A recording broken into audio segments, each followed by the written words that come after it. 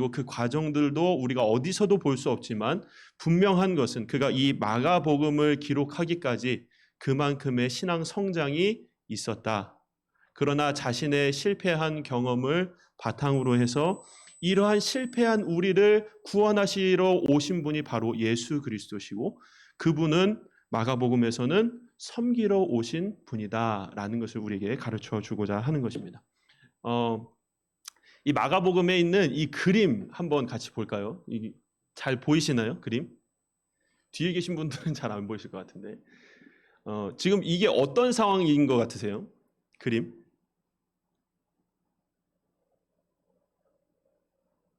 잘못 보면은 저 앉아있는 사람이 귀에다 속삭이는 것처럼 이렇게 하고 있는 것 같은데 그게 아니라 지금 예수님이 베드로의 발을 씻겨주고 있는 그림입니다. 이 그림이 사실 잘 보셔야 되는데 여기 포인터가 혹시 여기 이게 대야거든요. 여기에 뭐가 있는지 보이세요 혹시? 예, 발도 있는데 발에 이 물에 비친 뭐가 있어요? 아니 멀리서 안 보이시죠? 이게 예수님 얼굴입니다. 네. 지금 이 그림이 지거궤더라는 화가에 의해서 그려진 그림인데 이 지거궤더라는 사람은 신부예요. 신부 겸 화가, 종교 화가인데 이 그림의 제목이 지금 제자들의 발을 씻겨주시는 예수라는 제목입니다. 지금 베드로의 모습을 보면요. 지금 얼굴 표정이 잘 안 보이시겠지만 어쩔 줄 몰라 하는 표정이에요. 그리고 이게 손바닥을 보이고 있다는 것은 한사코 거절하는 그러한 모습인 겁니다. 지금 베드로의 모습은 주님 왜 이러십니까? 우리가 요한복음에서 보듯이 이게 사실은 그림 오늘 마가복음을 보지만 이 그림의 내용은 요한복음이거든요.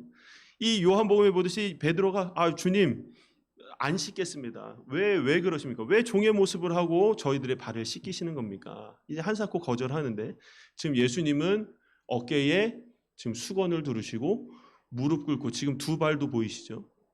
근데 이 그림에서 이상한 거를 발견하는 게 뭐냐? 예수님의 얼굴이 없다라는 거죠. 근데 얼굴을 안 그린 게 아니라 저 물에 비친 곳에 예수님의 얼굴이 있다라는 겁니다. 이 그림을 나중에 인터넷에서 한번 찾아보시면 좀 큰 그림으로 보실 수 있을 텐데 저 예수님의 얼굴을 자세히 보시면은 저 모습이 좀 슬퍼 보여요. 왜 그런지 잘 아시죠? 이 바로 다음 날에 심판을 받고 저희 십자가에 못 박히시잖아요. 그 모든 상황이 지금 저 그림 안에 다 담겨 있습니다. 저 모습에서 우리가 볼 수 있는 것은 예수님의 겸손과 섬김의 모습 그리고 물에 비친 모습 외에는 아무런 곳에서도 예수님의 모습을 발견할 수 없는 그런 겸손 그리고 자신을 드러내지 않는 모습을 우리가 발견할 수 있게 되는 것이죠. 마가복음의 가장 큰 주제는요. 종입니다. 종. 마가복음의 큰 주제는 종인데 이 종의 주제로서 전반부에는 섬기는 종, 후반부에는 고난받는 종으로 해서 두 부분으로 나뉘게 됩니다. 우선 뒤에 가면서 다시 한번 살펴보도록 하겠습니다. 자, 우리 책 25페이지 맨 밑에 보시면은 마가복음은 네 복음서 중에 몇 번째 책일까요? 네, 두 번째 책입니다. 마태, 마가에서 두 번째 책이고요.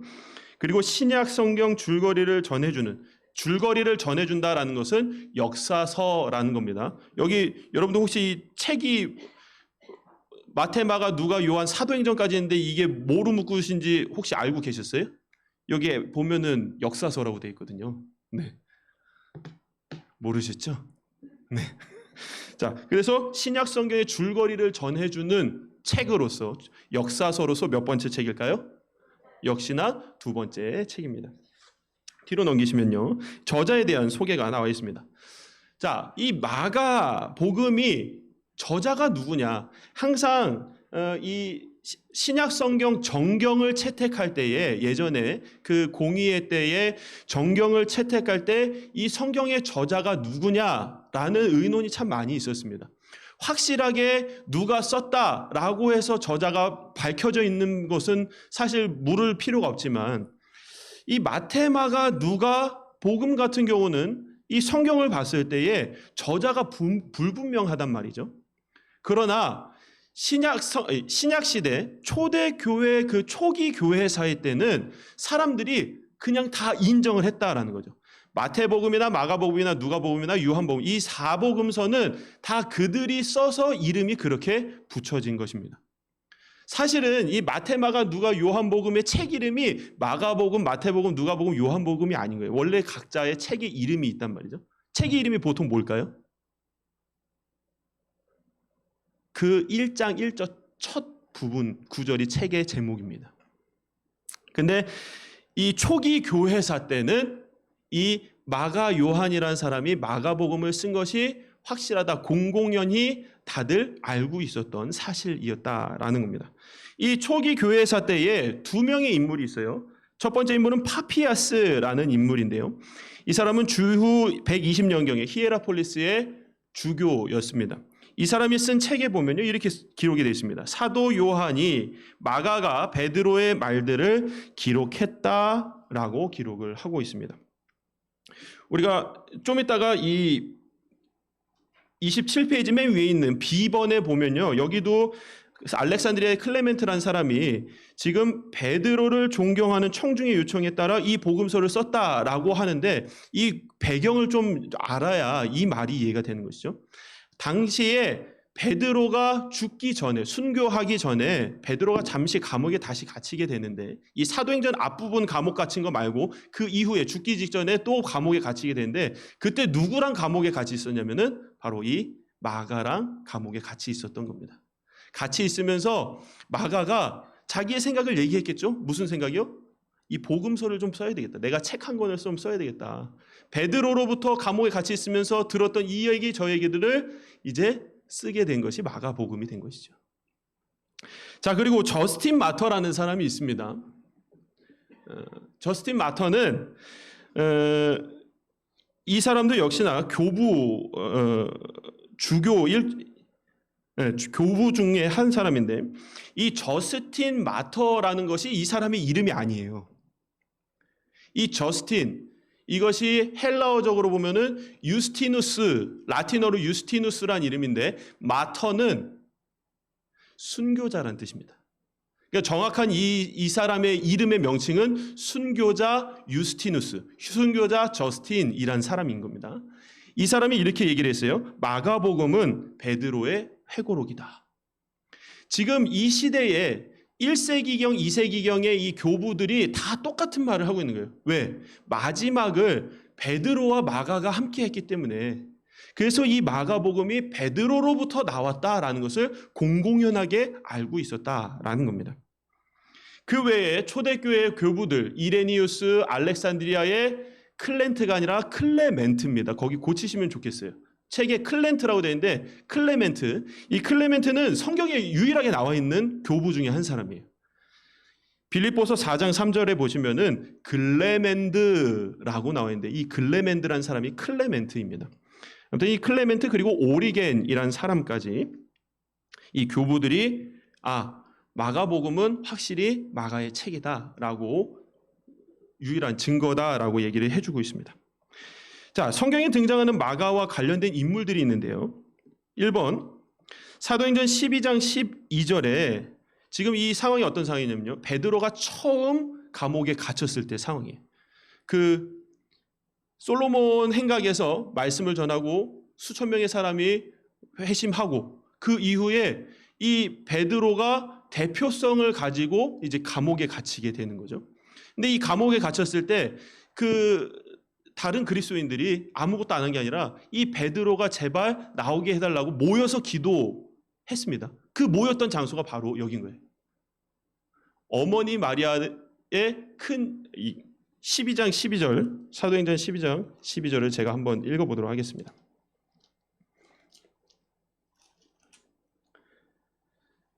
깨닫고 마가라 하는 요한의 어머니 마리아의 집에 가니 여러 사람이 거기에 모여 기도하고 있더라. 마리아의 집. 여기가 마가의 집이라는 거예요. 근데 마가의 집이 우리가 알고 있기로는 또 한 군데가 나오죠. 어디 나올까요?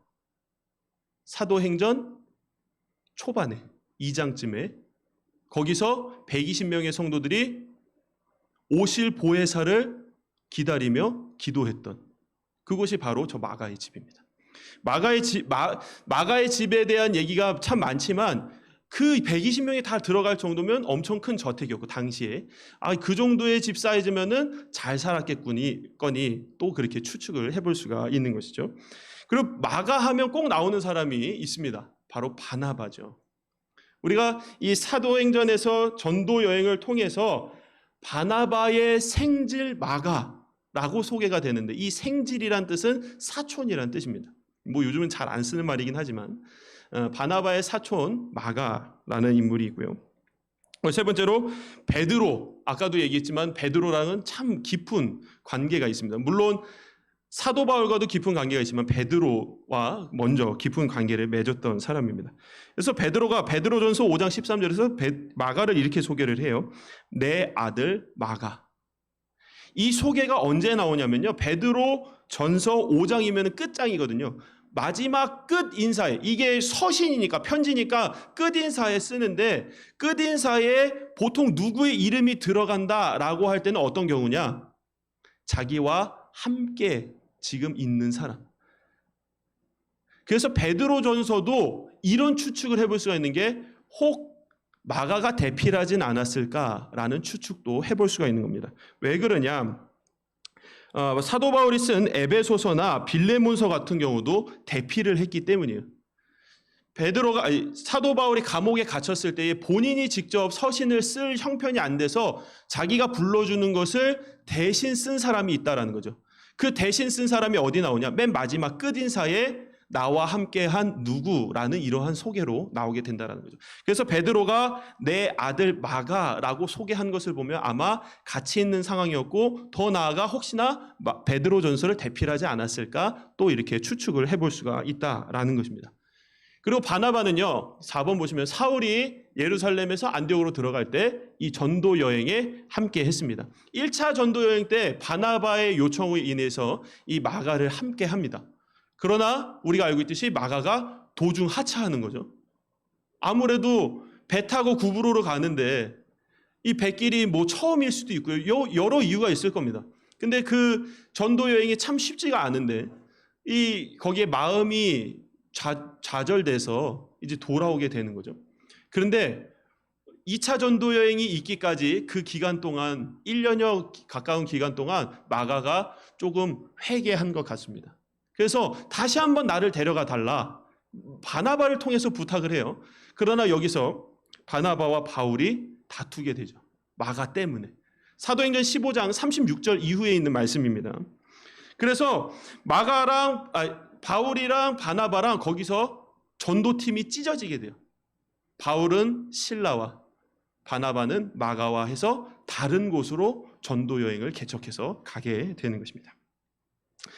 나중에 바울이 이 마가를 자기가 가장 아끼는 자라고 소개를 하는데 그렇게 되기까지 이 바나바라는 사촌이 자기 사촌 마가에게 기회를 주었기 때문에 그 기회 때문에 이 마가가 복음서를 기록할 정도로 신앙이 성장했다라고 볼 수가 있는 것입니다. 네. 자, 기록 연대와 배경에 대해서 볼게요. 자, 사복음서 중에는 마가복음이 첫 번째로 기록이 됐습니다. 순서로는 두 번째에 있지만 기록되기에는 마가복음이 첫 번째로 기록이 됐습니다. 그 연대를 정확히 알 수는 없지만 알렉산드리아 클레멘트라는 사람이 마가는 베드로가 아직 로마에서 활동하고 있던 시대에 베드로를 존경하는 청중의 요청에 따라서 이 복음을 썼다라는 것을 볼 때에 주후 61년에서 67년 사이에 쓰였다라고 로마에서 친히 쓰였다라고 이렇게 기록을 하고 있는 것이죠. 저렇게 추측해 볼 수 있는 이유는요. 베드로의 순교가 약 주후 64년경으로 보고 있습니다. 이 주후 64년경에는 아주 큰 사건이 로마에서 있게 되는데요. 그것은 로마 대화재입니다.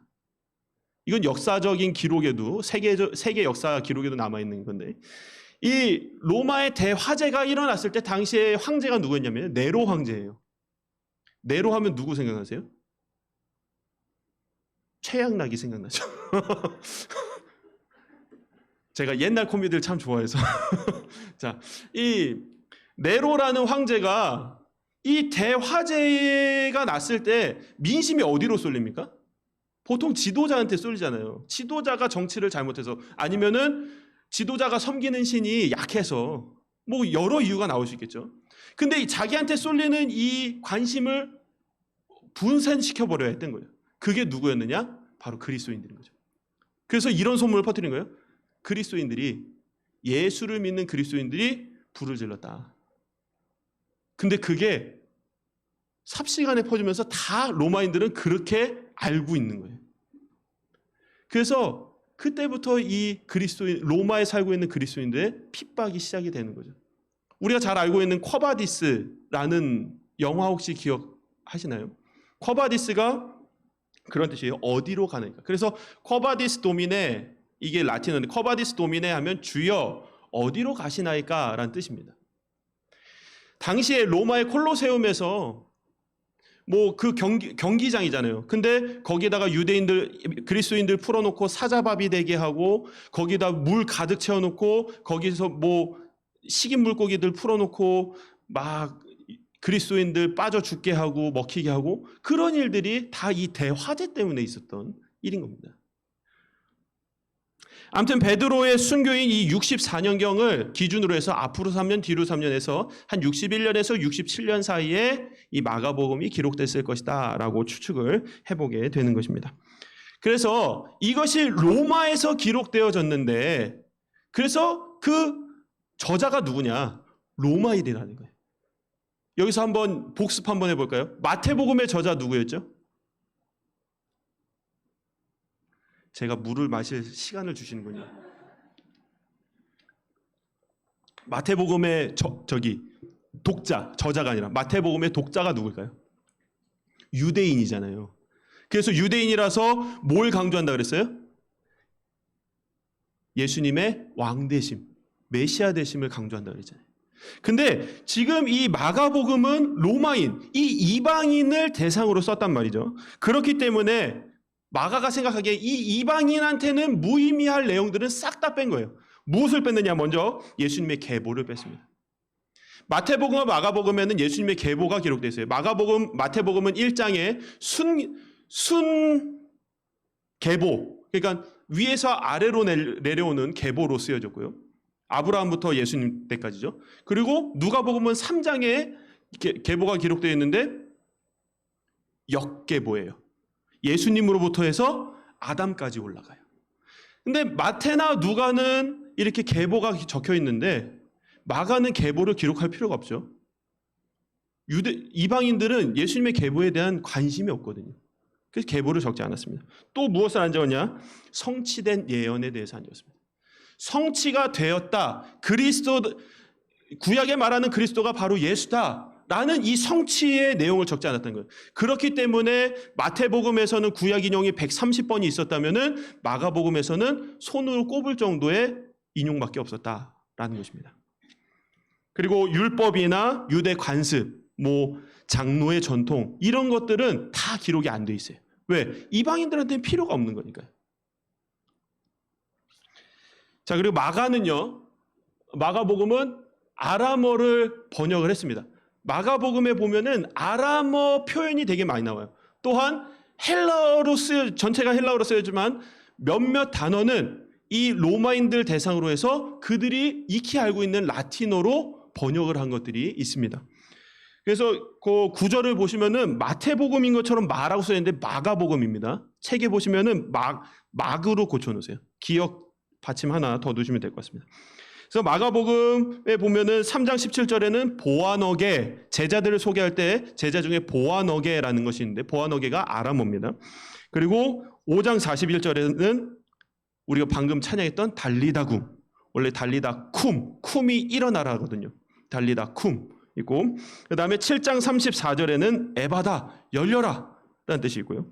그리고 15장 22절에는 골고다가 해골이란 뜻이거든요. 그게 사실은 아람어입니다. 여기 나와 있지 않은 구절 두 개를 제가 더 말씀드리니까 한번 기록해 보세요. 마가복음 14장 36절이에요. 우리가 잘 알고 있는 거예요. 아버지 할 때 아빠가 아람어입니다. 우리 발음이랑 똑같잖아요. 아빠. 근데 이게 아람어라는 거죠.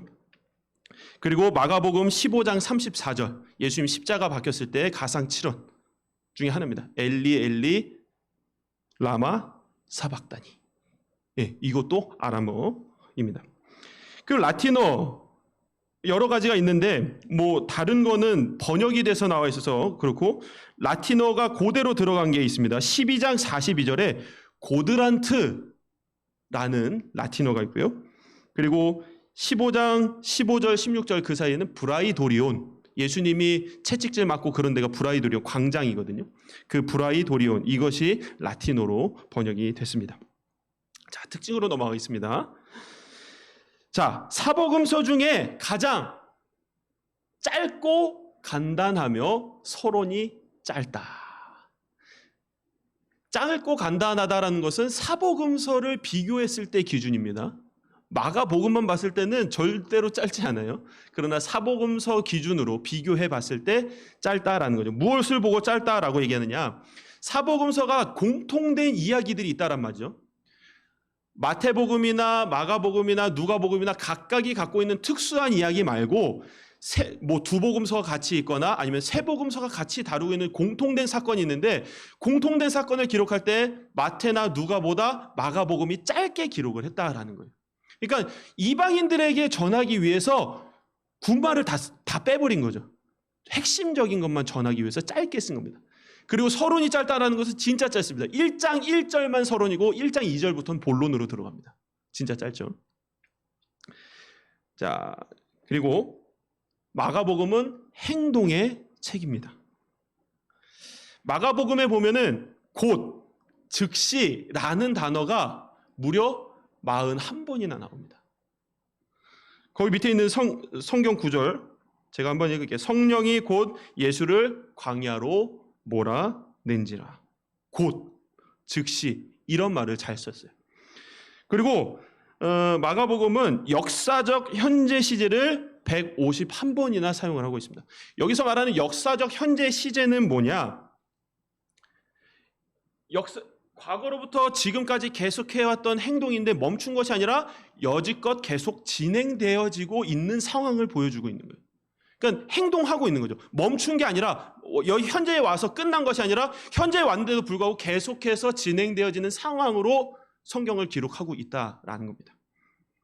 자, 그리고 복음서에 기록된 35개의 기적 가운데 무려 18개가 마가복음에 기록이 되어 있습니다. 그래서 기적의 책이다라는 말도 있습니다. 그리고 약 40%를 예수님의 생애 마지막 8일에 할애하고 있습니다. 예수님의 마지막 생애 8일, 8일이면 언제부터 시작일까요? 예수님이 나귀 새끼 타시고 예루살렘 성에 입성하실 때, 그것이 11장 처음부터 시작이 됩니다. 11장부터 16장까지는 다 예수님이 8일 동안 있었던 일을 기록을 하고 있습니다. 자, 그리고 감정적 반응에 대한 표현들이 여러 개가 나오는데요. 마가복음 1장 27절에 다 놀라, 4장 41절에 그들이 심히 두려워하여, 5장 40절에 그들이 비웃더라, 6장 3절에 예수를 배척한지라. 이 배척한지라가 왜 감정적이냐? 배척의 다른 말이, 그 원어의 다른 뜻이 분개란 뜻이 있기 때문입니다. 그러니까 예수를 보고 분개한지라라는 말과 같은 겁니다. 그리고 마지막 마가복음 7장 37절에 사람들이 심히 놀라 이르되, 요렇게 감정적인 표현을 자주 썼다라는 것이죠. 자, 개관을 보겠습니다. 답을 보여드려야 쓰시니까. 자, 구성은요 이렇게 돼 있어요. 우선은 초점 부분부터 볼게요. 앞부분에 마가복음 1장부터 10장까지는 섬기는 종으로서 예수님이 소개가 되고 있습니다. 그리고 11장부터 16장 마지막 절까지는 고난받는 종, 딱 8일간의 기간에 있었던 일을 기록을 하고 있고요. 그래서 강조하는 것이, 섬기는 종에서는 당연히 섬김을 강조하고 있고, 그리고 고난받은 종에서는 고난과 희생을 강조하고 있습니다. 그래서 구성이 맨 위에 보시면 그렇게 돼 있어요. 무리를 섬기는 종, 제자들을 섬기는 종, 그리고 고난받는 것에서는 세상을 위해 고난받는 종, 그리고 부활하신 종, 이렇게 나눠 볼 수가 있습니다. 자, 먼저 섬기는 종에 대해서 보도록 하겠습니다. 자, 1번은 무리를 섬기시는 종이에요. 마가는 세례 요한의 사역과 예수님의 세례 받으심과 마귀에게 시험 받으심을 기록하고 있습니다. 지금 1장 1절만 서론이라고 했고 1장 2절부터 본론으로 들어가는데요. 이 본론에서 이사야 선지자의 말을 인용하면서 세례 요한에 대한 소개로 시작을 하고 있습니다. 그리고 예수님이 세례를 받으시고 마귀에게 시험을 받으시는 걸로 넘어가는데, 지금 보면은 마태, 누가 복음은 예수님이 마귀에게 시험 받으시는 거를 세 가지 시험을 받으시잖아요. 그 세 가지를 다 기록하고 있는데 마가복음은 딱 2절만 기록하고 있습니다. 그냥 광야에서 40일 동안 시험 받았다. 이 내용이 그냥 2절에 걸쳐서만 쓰여 있는 거예요. 왜 짧으냐? 마가복음이 다른 것보다 짧게 쓰여졌다 그랬잖아요. 이 이방인들에게 어떤 시험을 받았는지 보다 예수라는 사람도 마귀에게 시험받은 흔적이 있다. 그거를 설명해 주고자, 그냥 설명만 해주고자 그렇게 한 것이죠. 마가복음 1장 1절을 보시면 하나님의 아들 예수 그리스도의 복음의 시작이라라고 나와 있습니다. 우리가 이 사복음서를 볼 때 이 사복음서에게 처음 구절을 우리가 조금 유심해서 볼 필요가 있습니다. 마태복음의 시작은 뭐죠? 아브라함과 다윗의 자손 예수 그리스도의 계보라. 그 마가복음은 하나님의 아들 예수 그리스도의 복음의 시작이라. 자, 마태는 거기 이 첫 구절에 이미 이 책의 목적을 쓰고 있습니다. 아브라함과 다윗의 자손. 다윗의 자손하면 뭘까요? 왕이잖아요. 그래서 마태복음에서 강조하는 것이 왕입니다. 그렇다면 마가복음의 처음 구절, 하나님의 아들 예수 그리스도의 복음의 시작이라. 그러면 마가복음이 얘기하고 싶은 게 뭘까요? 복음인 거죠. 이방인들한테는 다른 건 필요 없습니다. 구구절절히 다 설명할 필요 없어요. 예수 그리스도가 복음이다. 이게 가장 큰 핵심입니다. 누가복음은 데오빌로 각하에게, 그래서 사도행전이랑 연결해서 데오빌로요, 좀 더 친해졌다고 그렇게 쓰는 것처럼, 누가복음은 그렇게 수신자가 있다, 편지 형식으로 쓰였다라는 특징이 있습니다. 자, 근데 그래서 이 마가복음에는 아까 족보가 빠져 있다 그랬잖아요. 계보가, 그리스도의 계보가 빠져 있는데 그 빠져 있는 이유는 이 마태복음 같이 왕이심을 드러내기보다는 이 예수님을 섬기는 종으로서 소개함으로써 이 복음의 진수가 바로 여기 있다. 로마인들은 어떻습니까? 강대국이잖아요. 더군다나 이 유대인들을 식민지로 삼고 있잖아요. 로마에게 있어서 이 유대인들은 종에 불과하다는 거죠. 근데 내가 너희에게 전하는 복된 소식은 바로 이 종에 대한 소식이다. 종에 대한 소식은 뭐냐? 너희들이 본받아야 될 분이다. 너희가 지금 이 전 세계에 패권을 쥐고 있고 왕처럼 지내고 있지만 사실은 너희들은 종과 같이 되어야 된다. 이게 복음의 핵심이고 진수인 겁니다. 그것을 전해주기 위해서 지금 마가복음이 로마인들에게 예수 그리스도가 계속해서 종이다, 섬기시는 분이다, 겸손하신 분이다라는 것을 계속해서 강조하고 있다라는 것입니다. 비번에 보시면 마가는 예수님의 첫 제자들을 부르시고 귀신을 내쫓는 일, 병자들을 고치시는 일을 기록을 하고 있습니다. 자, 그리고 여기서도 참 재밌는 표현이 하나 있습니다. 이 부분에서 마가복음 1장 27절을 말씀을 보시면요.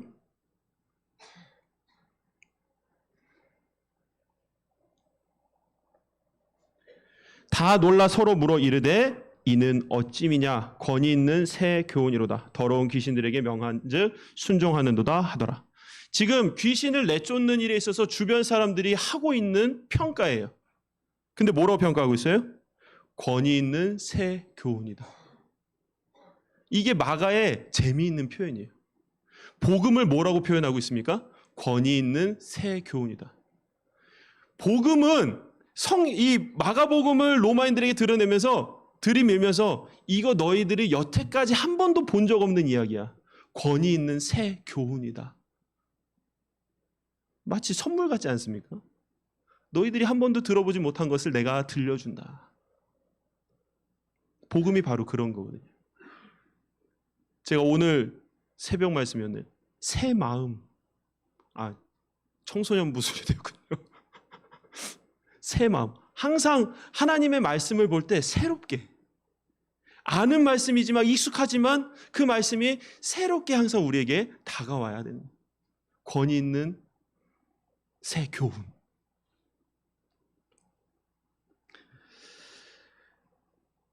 자, 그래서 이 부분에서는 베드로의 장모의 열병을 고치시는 일도 있고 귀신도 내쫓으시고 그리고 나병 환자를 고치시는 일들이 이렇게 기록이 되어 있습니다. 10번에 보시면 마가는 예수님과 바리새인 그리고 서기관들의 계속되는 충돌을 기록하고 있습니다. 이거는 어떻게 빠져나갈 수 없는 이야기 중에 하나인 것 같아요. 마태복음에서도 계속해서 예수님이 이 바리새인들, 서기관들, 사두개인들과 계속해서 논쟁을 벌이시는 일들이 많이 나왔는데 마가복음에서도 역시나 빠질 수 없는 사건들이었다라는 겁니다. 근데 이 마가복음 2장에서 3장 6절까지 이 충돌을 5번에 걸쳐서 기록을 하고 있는데요. 맨 처음에 기록된 것이 중풍병자를 고치신 이후예요. 중풍병자의 친구들이, 4명의 친구들이 이 친구를 한번 살려보겠다고 예수님이 있는 그 집에 들어가고 싶지만 사람이 너무 많아서 지붕을 뜯습니다. 그리고 줄로에서 달아내려요. 근데 이제 다 사람들이 천장이 갑자기 빛이 들어오고 그러니까 이게 무슨 일인가 하고 쳐다봤겠죠. 사람이 내려오고 예수님이 뭐라고 합니까? 내 죄사함을 받았느니라. 그 옆에 있던 서기관들, 사두개인들이, 바리새인들이 얘기해요. 신성모독 아니냐? 어떻게 사람이 죄사함을 감히 얘기할 수가 있느냐? 예수님이 얘기했죠. 죄사함 받았다라는 말과 네 병이 고침받았다 어떤 게 쉬우냐? 그러면서 얘기하시죠. 네 병이 나았으니 네 자리를 들고 가라. 말씀하시지 않습니까?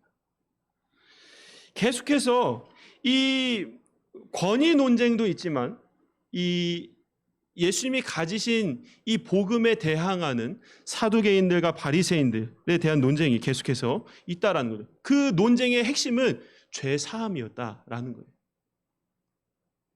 왜 이게 논쟁의 핵심이 될 수 있을까요? 바리새인과 사두개인들은 자신들은 죄 사함하는 권능이 없어서 논쟁이 됐을까요? 아니죠. 시기심인 거죠. 자기들도 예수님의 말씀을 들어보니 믿고 싶은 거예요. 왜요? 본인들도 메시아를 기다린 사람들이잖아요. 근데 예수님의 행적과 말씀을 들어보니 딱 봐도 메시아거든요. 근데 인정할 수가 없는 거죠. 왜? 사람들이 저 가르침을 듣고 다 절로 가면 어떡하나? 우리가 이제 팽당하고 우리가 이 사두개파, 바리새파 없어지면 어떡하나? 그런 시기와 염려로 인해서 예수님을 끝까지 인정하지 않잖아요. 자, 2번 1번 넘어가고요. 2번을 보시면은 예수님이 세리와 죄인들과 함께 먹는 것에 대해서 서기관들이 또 논쟁을 벌입니다. 17절에 보시면은 예수님이 이렇게 얘기해요. 나는 의인을 부르러 온 것이 아니라 죄인을 부르러 왔노라. 이게 지금 예수님이 계속해서 일부러 그러시는 것 같아요. 서기관들과 바리새인 사두개인들과 일부러 논쟁을 벌이시려고 자꾸 그러시는 것 같다는 거죠. 이 내용을 보시면은 지금 마태를 부르시는 제자를 부르시는 상황인데요. 이 마태가 세리였잖아요. 이 세리인 마태를 부르시면서 나와 함께 가자. 그리고 세리와 죄인들과 함께 그 자리에서 식사를 하시는 거죠. 근데 그 자리에 바리새인과 서기관들이 있으면서 아니 어떻게 당신 같은 사람이 이런 사람들과 식사를 같이 할 수 있습니까? 저거 죄인들인데 그럼 당신도 죄인입니까? 이런 식으로 나오는 거죠. 그러나 예수님은 내가 여기 온 목적이 그거다. 너희가 인정하지 않겠지만 너희들이 날 보기에 메시아로 보는 것 같은데 나는 원래 이곳에 죄인을 부르러 왔다. 의인을 부르러 온 것이다. 병자에게야 의원이 필요하지. 건강한 사람에게 의원이 뭐 필요하겠느냐. 나는 고치러 왔다. 섬기러 왔다. 계속해서 강조하고 계신 겁니다. 3번을 보시면은 예수님의 제자들이 금식하지 않는 것에 대해 또 사람들과 논쟁을 합니다. 계속해서 넘어가겠습니다. 4번에 예수님의 제자들이 안식일에 이삭을 자른 것에 대해 바리새인들과 또 논쟁을 하죠. 계속해서 논쟁할 때마다 예수님께서 한마디씩 던지세요. 이 안식일에 미리 이삭 자른 거에서는 예수님이 이렇게 하시죠. 안식일에 인자는 안식일의 주인이다. 그리고 5번에 예수님이 안식일에 병 고치신 것에 대해서도 바리새인들과 논쟁을 합니다. 이 바리새인들이 갖고 있는 그 장로들의 전통에 보면은 다 안 되는 거, 안식일에 하면 안 되는 거, 거룩한 곳에서 하면 안 되는 것을 예수님이 계속 하시잖아요. 이렇게 5번의 논쟁을 통해서 예수님이 말씀하시고자 하시는 것은 무엇입니까? 내가 그리스도다.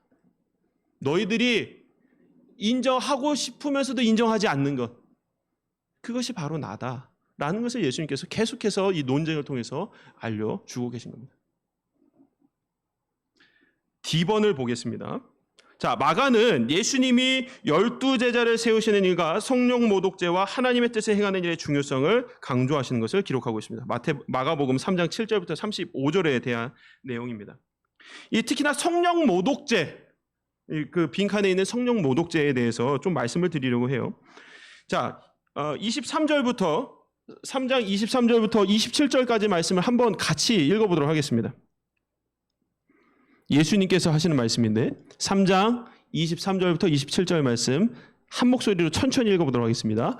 예수께서 그들을 불러다가 비유로 말씀하시되 사탄이 어찌 사탄을 쫓아낼 수 있느냐? 또 만일 나라가 스스로 분쟁하면 그 나라가 설 수 없고 만일 집이 스스로 분쟁하면 그 집이 설 수 없고 만일 사탄이 자기를 거슬러 일어나 분쟁하면 설 수 없고 망하느니라. 사람이 먼저 강한 자를 결박하지 않고는 그 강한 자의 집에 들어가 세간을 강탈하지 못하리니 결박한 후에야 그 집을 강탈하리라. 지금 계속해서 이 얘기를 하세요. 같은 편끼리 분쟁하면 어떻게 그것이 바로 설 수 있겠느냐? 귀신이 귀신끼리 싸울 수 없고 같은 집이 같은 집 싸울 수 없고 같은 나라가 같은 나라끼리 싸워서는 망하는 길밖에 없다. 지금 예수님이 이 얘기를 하시는 거잖아요. 즉 여기서 이 결론으로 지금 29절에 성령을 모독하는 자는 영원히 사하심을 얻지 못하고 영원한 죄가 되느니라 라고 말씀을 하고 있는데 이것과 지금 앞에 있는 분쟁은 도대체 무슨 관계인가? 분쟁하는 것이 성령을 모독하는 것이다. 즉 성령과 분쟁을 일으키는 것이 바로 성령 모독죄다라고 말하고 있는 겁니다. 성령과 싸우는 자는 죄사함을 얻지 못한다. 성령의 일을 방해하는 것, 성령 하나님의 임재를 거부하는 것, 이 모든 것이 다 성령 모독죄가 된다라고 말을 하고 있는 것입니다. 그리고 3장 35절 말씀을 한번 볼까요?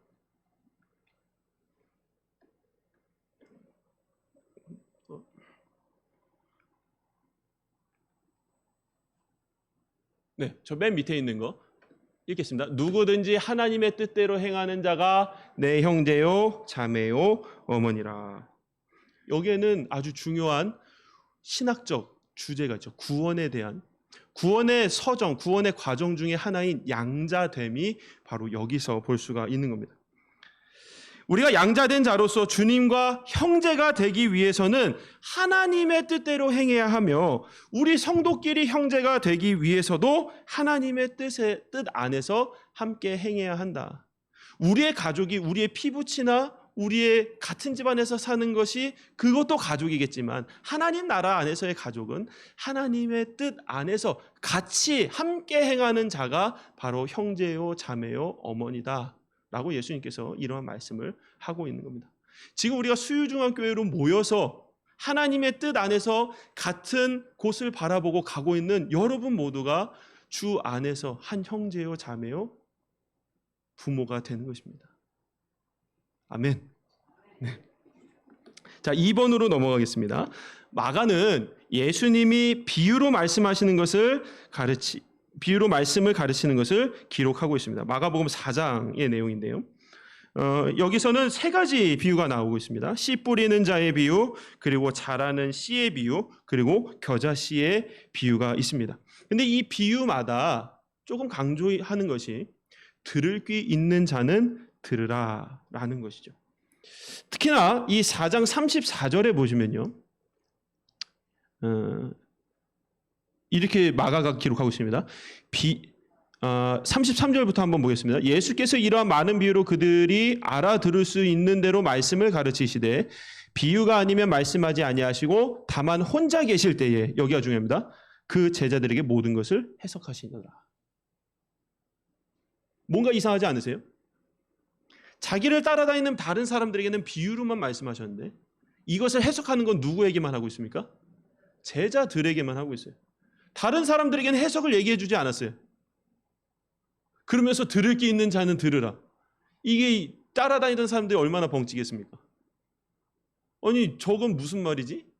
아무도 깨닫지 못했는데 제자들에게만 그것의 해석을 얘기를 해주시는 거죠. 우리가 다 지금 주님의 제자된 자들 아니겠습니까? 하나님의 말씀에 대한 진리, 진의는 우리들에게만 주어진 것입니다.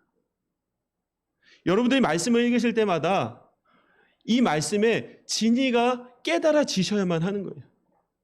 그리고 진리가 깨달아지실 수 있도록 계속해서 저희 목회자들이 전하는 말씀을 또 열심히 들으셔야 하는 겁니다.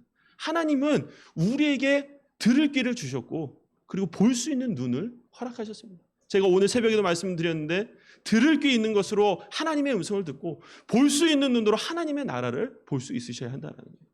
그것이 우리 성도된 자의 삶이라는 것입니다. 자, F번 보겠습니다.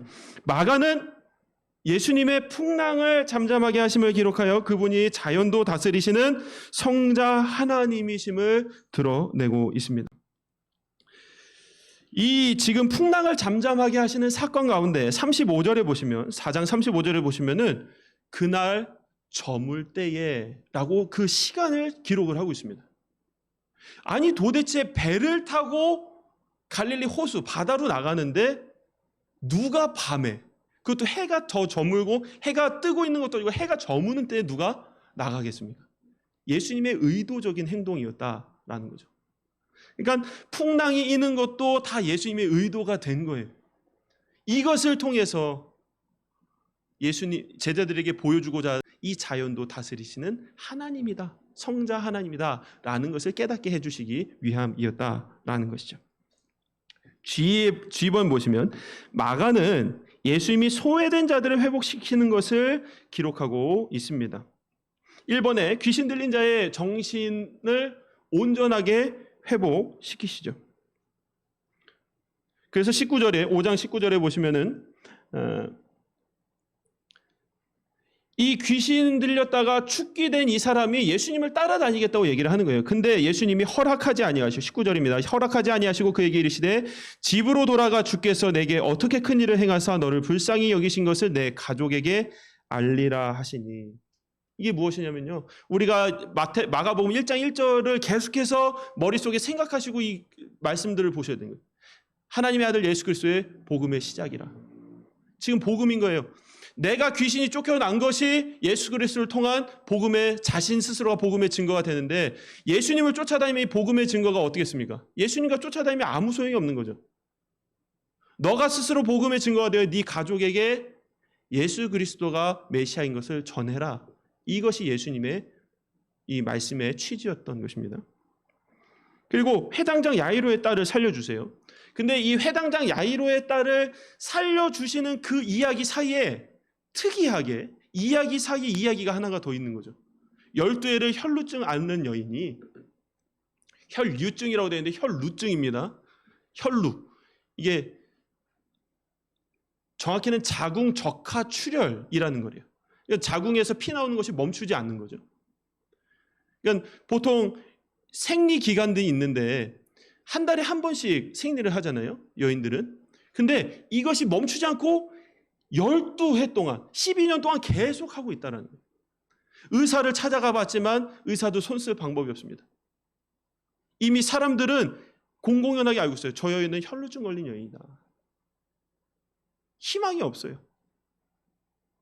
그러던 중에 예수 그리스도가 갑자기 등장을 하시는 거죠. 아, 그러면 내가 저 무리 가운데 비집고 들어가서 예수 그리스도의 옷자락만이라도 잡으면, 옷가라도 잡으면은 혹시 낫지 않을까? 그 믿음으로 옷자락을 잡은 것 아니겠습니까? 복음은 뭡니까? 여기서 복음은 뭡니까? 괴로움이 사라지는 것.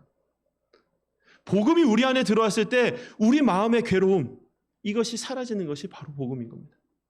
여전히 우리에게 복음이 들어왔는데도 마음의 괴로움이 남아있다면 그것은 아직 복음이 들어오다 만 겁니다. 여러분 가운데 진정한 예수 그리스도의 복음이 있으시다면 마음의 평안을 얻으셔야 하는 거예요. 자, 그리고 해당장 야이로의 딸을 살려주시는데 여기서 마가가 아주 기가 막힌 싱커페이션을 하는 거죠. 12해 12년을 혈루증 앓는 여인이었는데 마침 회당장 야이로의 딸도 12살이. 한 명은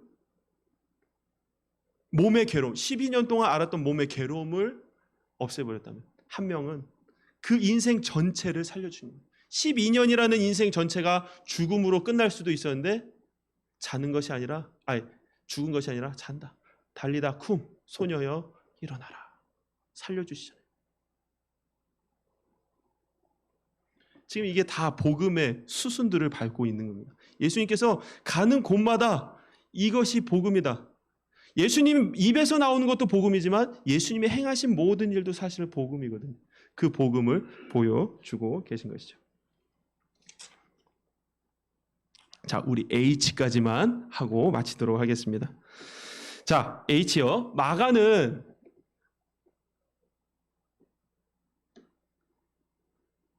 넘겨주세요. 약이 다 됐나 봐요. 네, 책을 보면서 하겠습니다. 마가는 예수님의 고향에서 배척을 당하십니다. 그리고 제자들을 파송하시고 세례 요한의 죽음의 경위들을 기록하시는 것을 여기서 볼 수가 있게 됩니다. 예수님의 고향에서 배척을 당하시는 일 너무 잘 아시잖아요. 선지자는 어찌 선한 것이 날 수 있느냐? 나사렛에서 선한 것이 날 수 있느냐? 이건 또 다른 얘기인데 죄송합니다. 요 말씀을 잠깐 볼까요? 마가복음 6장 4절입니다. 예수께서 그들에게 이르시되 선지자가 자기 고향과 자기 친척과 자기 집 외에서는 존경을 받지 못함이 없느니라. 그래서 예수님께서 자기 가족들에게 복음이 가장 마지막에 들어간 것입니다. 어머니 마리아는 이미 잉태할 때부터 메시아를 잉태한 것을 알았기 때문에 별개의 이야기지만 사실 예수님의 형제들은 예수님이 사역하실 때에도 사실 예수님을 메시아라고 인정하지 않은 부분들이 있거든요. 선지자는 자기 고향에서 대우를 받지 못한다. 이런 것들. 그리고 제자들을 둘씩 보내시고, 그리고 세례 요한이 헤로디아에 의해서 죽임을 당하는 그러한 사건까지 마가복음 6장 29절까지의 내용입니다. 다음 주에 31장의 아이번부터 계속해서 마가복음 진행하도록 하겠습니다. 네, 우리 이 시간 함께 마가복음 오늘 나눈 말씀으로 함께 기도할 때에 이렇게 기도했으면 좋겠습니다. 하나님, 그리스도를 이 땅에 보내셔서 우리에게 섬김의 본을 보이셨고 그 섬김의 본을 보이신 것은 제자된 우리 역시 그러한 삶을 살라고 하신 것인 줄 믿습니다. 그러니 우리가 주님의 본을 따라 섬김의 종으로 살되 온전히 그 섬김 가운데 주님을 드러내는 자들 되게 하여 주옵소서. 주의 공로 힘입어 주의 섬김의 자세로 나아갈 수 있게 하나님 도와주시고 그 섬김을 나의 공로로 삼지 않게 하나님 도와주시고 온전히 주님을 드러내는 그러한 삶의 모습으로 주님 영광 드러내는 모든 그리스도인들 다 되게 하여 주옵소서. 우리 잠시 기도하도록 하겠습니다.